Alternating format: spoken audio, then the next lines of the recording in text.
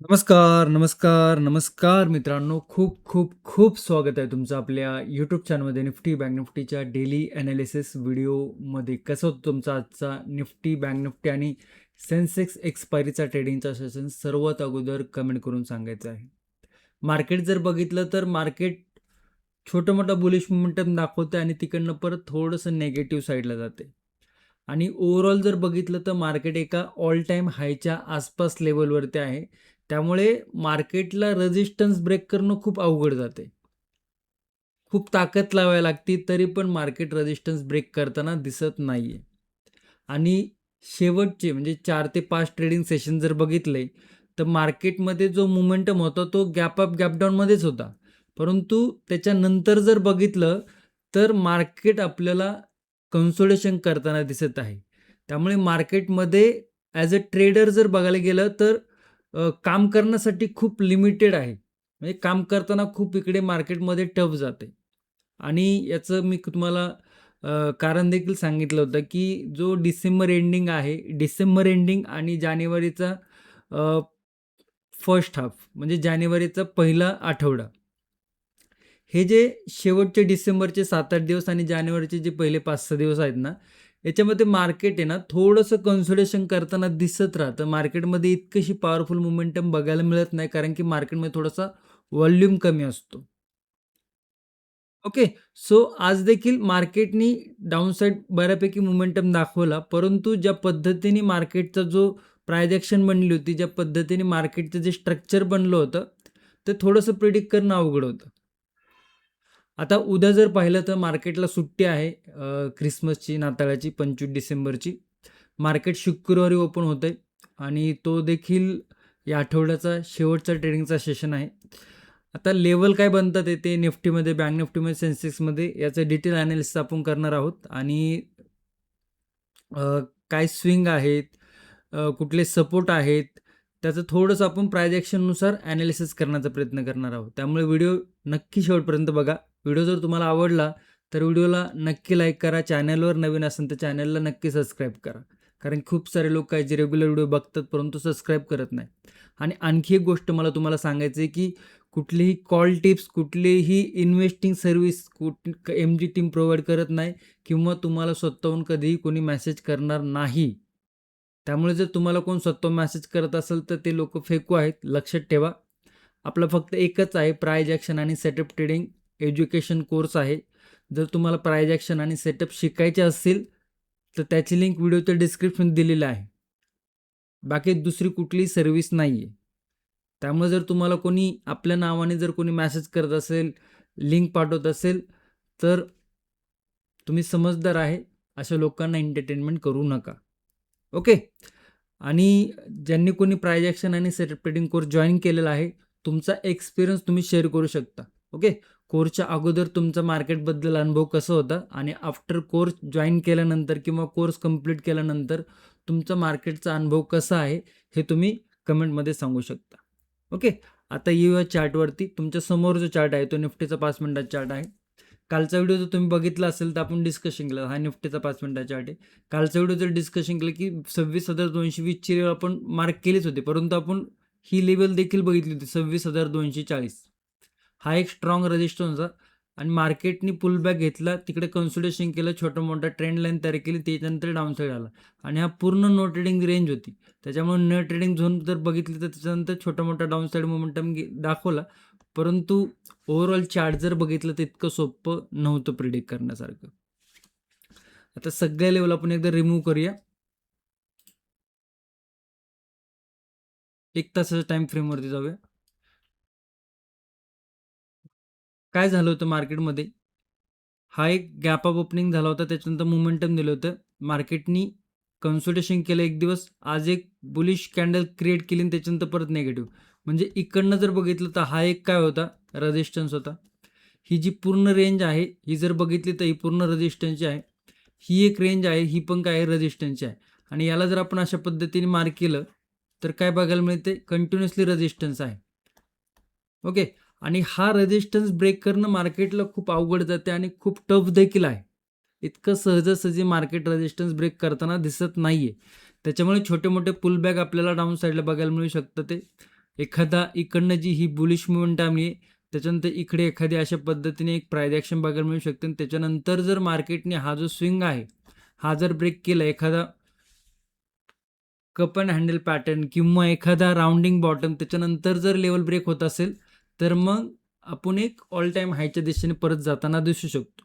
परंतु हे जे मधले 7-8 दिवस आहे, थोडंसं मार्केट ऑल टाईम हायच्या आसपास आपल्याला कन्सोलिडेशन करताना दिसू शकतं. ओके. त्याच्यामुळे आपल्याला आपलं कॅपिटल, आपले रिस्क मॅनेजमेंट, आपली पोझिशन सायझिंग ह्या गोष्टी यांचं बेसिक नॉलेज असणं तरी महत्त्वाचं आहे.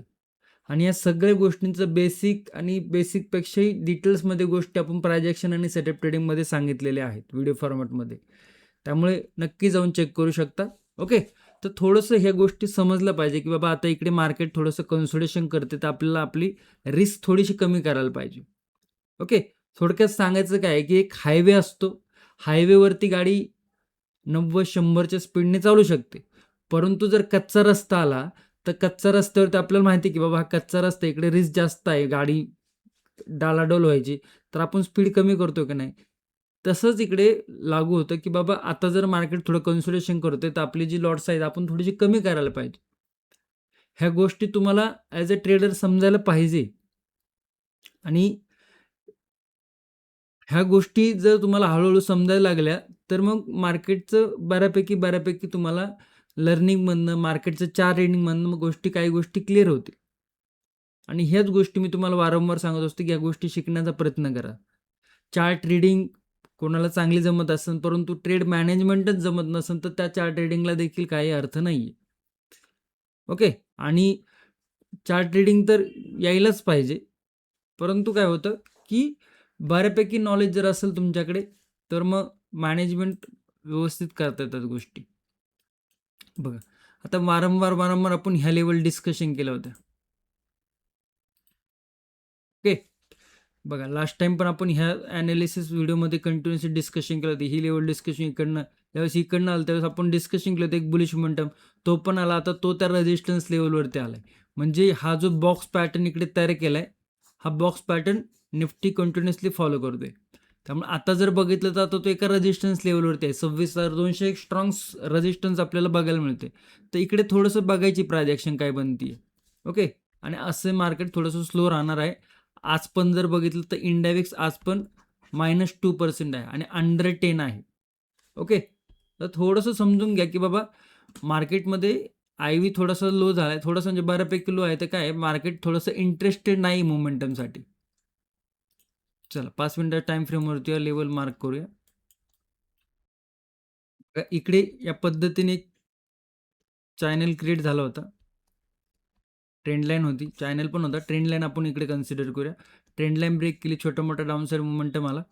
आजचा जो लो आहे त्याला मार्क करायचं आहे आणि इकडे हा जो रेझिस्टन्स होता स्विंग, याला आपण मार्क करूया आणि ही जी रेंज बनेल ही थोडीशी कन्सोलिडेशनची रेंज म्हणून. इकडे जर थोडा ब्रेकआउट देतो तर वरचं आजचा जो इंट्राडे आहे त्याचे लेवल बघायला मिळू शकतात. डाऊन साईडला जर ब्रेक केलं तर मग हा जो ट्रेंड लाईन बनली, ही जी कन्सोलिडेशन करून निगेटिव्ह जो मोमेंटम आला तो पुल बॅक घेऊन परत थोडंसं निगेटिव्ह दाखवू शकतो. तर आता फक्त वरच्यावरच मी तुम्हाला सांगितलं, तर आपण इकडे थोडासा लेवल मार्क करूया. आजचा इंट्राडे लो, हा स्विंग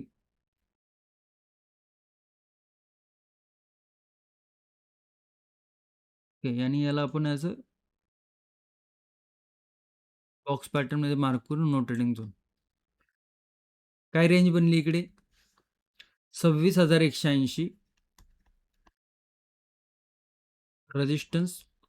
सपोर्ट जर बघितलं तर 26,121 सपोर्ट. ही रेंज आहे. इकडे मार्केट कंटिन्युअसली आपल्याला कन्सोलिडेशन करताना दिसतंय आणि मार्केट थोडंसं रेंजमध्ये आहे. ओके. एक डाउन साइड मोमेंटम नंतर या लेवलवरती सपोर्ट आहे. लास्ट टाईम पण या लेवलवरती सपोर्ट घेतला होता. एक पुलबॅक घेऊन जर काहीशी बुलिश प्राइस ॲक्शन जर झाली आणि 26,180 ची जर लेवल ब्रेक झाली, तर छोटंसं एक 20 एक पॉईंटच पहिलं थोडंसं रेझिस्टन्स लेवल आहे. त्याच्यानंतर जर बघितलं तर हा स्विंग आहे आणि त्याच्यानंतर आजचा इंट्राडे आहे. तर या काही लेवल आपल्याला बघायला मिळतात ते. ओके. तर बुलिश साईडला थोडंसं टफ आहे. थोडंसं मोमेंटम थोडा छोटा येतोय आणि थोडंसं मार्केटला टफ जाते बुलिश साईडला लेवल ब्रेक करते. त्यामुळे बुलिश साईडचे लेवल एकदम छोटे आहेत. 26,200, 26,216 आणि 26,235. जर तुमच्याकडे बऱ्यापैकी एक्सपिरियन्स असेल किंवा बिगिनर असेल, थोडंसं बुलिश साईडला जर मार्केट ब्रेकआउट देत असेल तर तिकडे थोडंसं सावध राहिलं तरी हरकत नाही किंवा इग्नोर केलं तरी हरकत नाही. डाऊन साईडला जर बघितलं तर डाऊन साईडला 26,120चा मल्टिपल टाइम सपोर्ट आहे. ओके. आणि जो ब्रेकआउट दिला होता तो थोडा इकडेच कन्सोलिडेशन केला होता. मल्टिपल टाइम सपोर्ट आहे. आज पण त्याच लेवलच्या आसपास सपोर्ट घेतलाय. जर छोटा मोठा पुल बॅक घेऊन जर लेवल ब्रेक होतं 26,120ची, तर हे जे मोमेंटम डाऊन साईडला आलाय तो आफ्टर पुल बॅक परत कंटिन्युएशन करताना दिसू शकतो.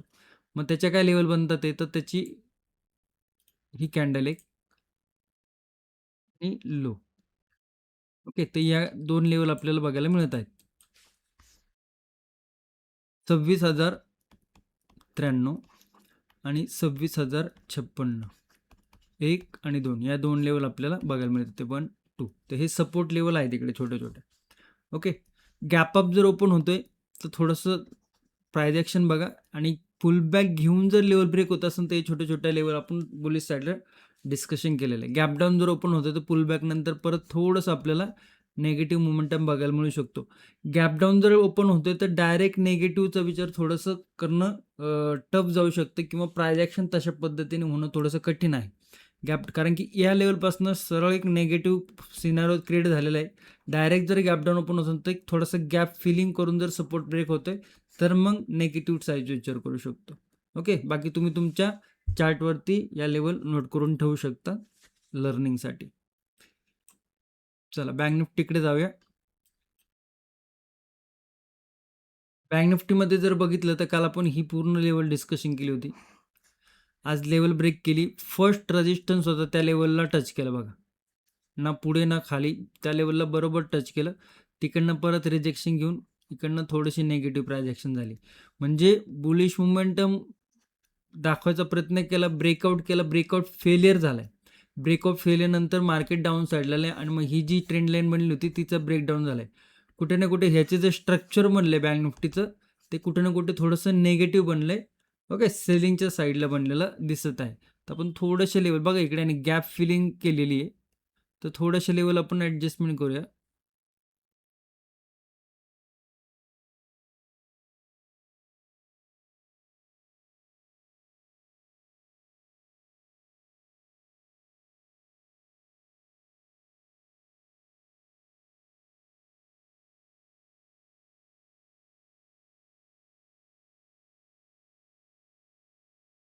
तर इंडिया विक्स थोडंसं कमी आहे. म्हणजे 9 9:30च्या आसपास आहे. त्यामुळे मोमेंटम खूप मोठा येत नाही. त्यामुळे लेवल पण तुम्हाला बघायला मिळतील की थोड्या छोट्या आहेत. ओके. तर काय बघायला मिळते इकडे? इकडे कंटिन्युअसली ही ट्रेंड लाईन होती. ओके. ट्रेंड लाईन इकडे ब्रेक केली. डाउन साईडला आले. खाली थोडीशी निगेटिव्ह प्राइस ॲक्शन झाली. हा जो गॅप होता तो गॅप बऱ्यापैकी फिल झाला. 59,100चे एक राउंड लेवल आहे. आणि रेजिस्टन्स बघितला तर 59,250च्या आसपास आहे. म्हणजे साधारण 150 पॉईंटची इकडे रेंज आपल्याला बघायला मिळते बँक निफ्टीमध्ये. ती नो ट्रेडिंग झोन आहे. आता निगेटिव्ह सिनारिओ तर इकडनं झालाय. पण येऊन जर छोटासा काहीसा असा म्हणजे हा एक स्विंग, त्याच्यानंतर पूर्ण एक रिव्हर्सल आणि त्याच्यानंतर पुलबॅक घेऊन जरी अशा पद्धतीने जर काही प्राइस ॲक्शन बनत असेल तर मग आपण बुलिश साईडचा विचार करू शकतो. हा रेजिस्टन्स आहे फर्स्ट 59,378 आणि त्याच्यानंतर जर बघितलं तर 59,473 ह्या 2 लेवल आपल्याला बघायला मिळतात. ते आजचा इंट्राडे आहे आणि आजचा एक ब्रेकआउट लेवल. डाऊन साईडला जर बघितलं तर पुलबॅक घेऊन छोटा मोठा टप्पा खाऊन जर लेवल ब्रेक होत असेल 59,100ची तर फर्स्ट सपोर्ट आहे राऊंड लेवल 59,000 आणि सेकंड लेवल आहे 58,877. तर या 2 लेवल आपल्याला बघायला मिळतात. ते 1, 2 तुम्ही तुमच्या चार्टवरती नोट करून ठेवू शकता. गॅप डाऊन जर झालं तर तो परत त्या रेंजमध्ये आहे. परत कन्सल्टेशन करता शकतो. गॅप अप जर ओपन झालं तरी देखील रेंजमध्येच आहे. त्यामुळे मोठा गॅप अप किंवा मोठा गॅप डाऊन झालं तर थोडंसं मार्केट आपल्याला शुक्रवारच्या दिवशी कन्सल्टेशनमध्ये जाताना दिसू शकतं. बँक निफ्टी देखील. ओके. सेन्सेक्सकडे जाऊया.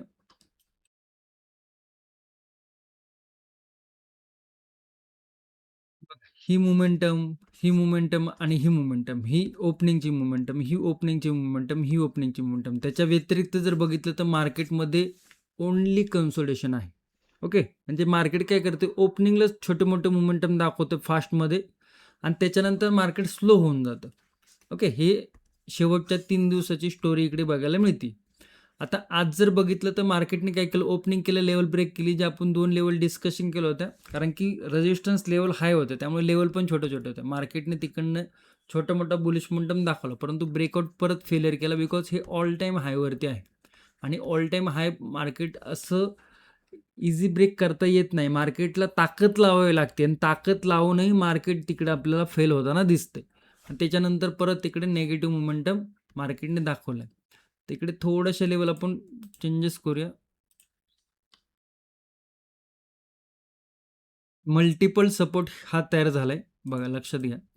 85,360चा आणि रेजिस्टन्स जर बघितलं तर हा रेजिस्टन्स आपल्याला बघायला मिळते 85,511च्या आसपासचा.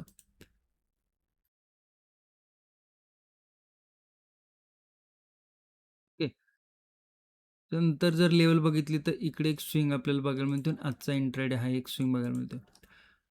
आता समजून घ्या की ही जी प्रायजेक्शन बनली आहे ही खूप कन्सोलिडेशनमध्ये आहे. डाऊन साईडला येताना पण काय असं खूप फास्ट नाही कन्सोलिडेशनमध्ये आहे. आता जरी आपल्याकडे लेवल ही एक रेजिस्टन्स लेवल, ती एक रेजिस्टन्स, असं नाही की इकडे जर मार्केटने ब्रेकआउट केलं तर अशा पद्धतीने खूप मोठं कॅन्डल बघायला मिळतील.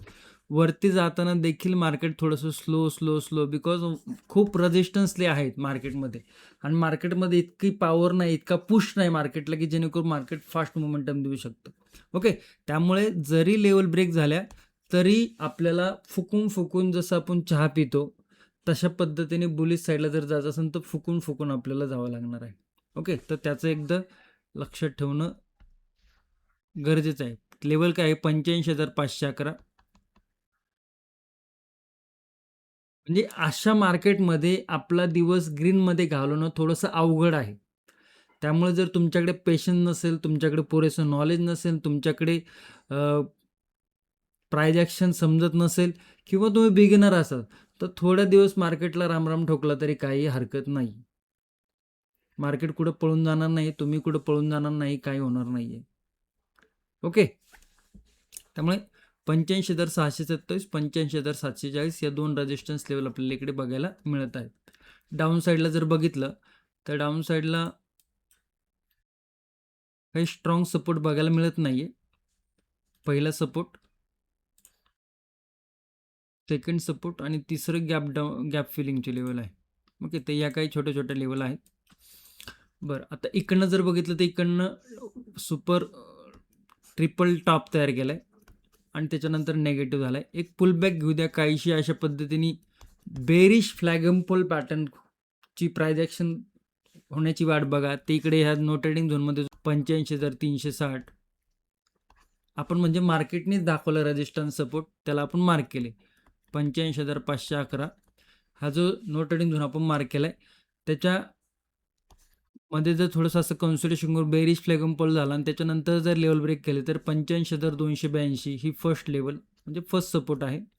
त्याच्यानंतर सेकंड सपोर्ट आहे 85,160 आणि थर्ड सपोर्ट आहे 85,070. ते या काही डाऊन साईडच्या लेवल आहेत. ओके, मग जर निफ्टी, बँक निफ्टी, सेन्सेक्स ह्या तिन्ही इंडेक्सचं जर प्राइज ॲक्शन जर बघितले आपण त्याच्यामध्ये जो रिस्क टू रिवॉर्ड रेशो जर प्राईस स्ट्रक्चरवरनं किंवा चार्ट ॲनालिसिसवरनं जर बघायला मिळतोय तर तो सेलिंग साईडला रिस्क टू रिवॉर्ड रेशो जरा बऱ्यापैकी बघायला मिळते. बुलिश साईडला जायचं जर मार्केट जात असेल तर थोडंसं रिस्क फॅक्टर हाय आहे. तिकडं ज्याला एक्सपिरियन्स नाही मार्केटचा तो थोडासा अडकू शकतो, ट्रॅप होऊ शकतो. ओके, तर ओव्हरऑल जर बघितलं तर तिन्ही इंडेक्सचं डिस्कशन आपण केलेलं आहे आणि प्राइज ॲक्शन थोडीशी नेगेटिव्ह आपल्याला बघायला मिळते. व्हिडिओ जर आवडला असून तुम्हाला काही ना काही यातनं शिकायला मिळालं असेल तर नक्की कमेंटमध्ये सांगू शकता, लाईक करू शकता आणि जे लोक मार्केट शिकण्यासाठी इंटरेस्टेड आहे किंवा ज्यांना प्राइज ॲक्शन शिकायचं आहे त्यांनी इतरांपर्यंत हा व्हिडिओ देखील शेअर करू शकता, जे लोक इंटरेस्टेड आहे शिकण्यासाठी. ओके, आणि व्हिडिओ जर आवडला असेल तर लाईक नक्की करा. चॅनलवर नवीन असेल तर चॅनलला सबस्क्राईब नक्की करा. धन्यवाद. जय हिंद, जय महाराष्ट्र, जय शिवराय.